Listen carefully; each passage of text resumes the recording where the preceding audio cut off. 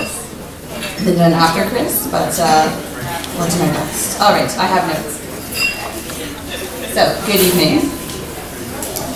So, my name is Janet, and I'm speaking about the bride. You know her as Jen.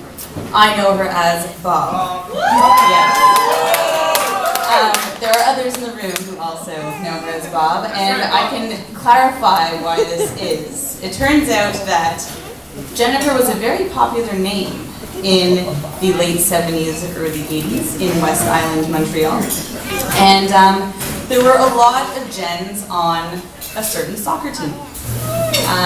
And someone, actually one of the bridesmaids, Jennifer Gauthier, one day was on the pitch, and there were 5 Jennifers on the soccer team, one of which was, of course, the bride.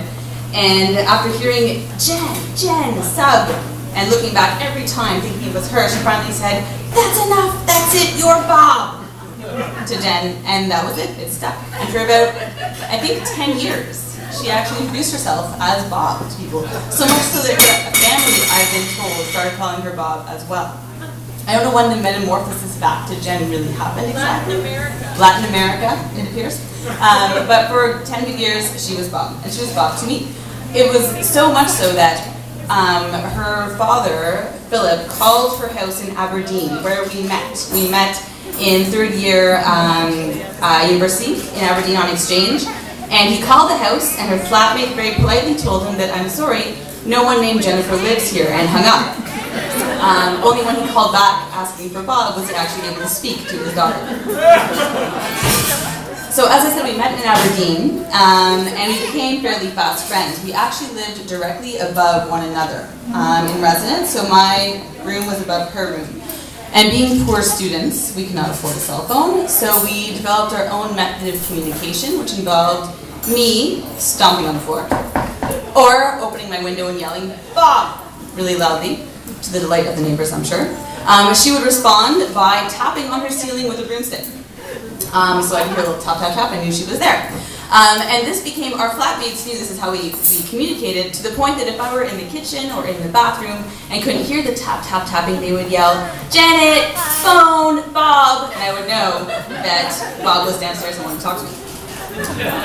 It actually got so bad, I don't know if she remembers this, but at the end of the year when the inspectors came around the residences to make sure that everything was hunky-dory, they actually cited her ceiling as having plaster damage from all of it.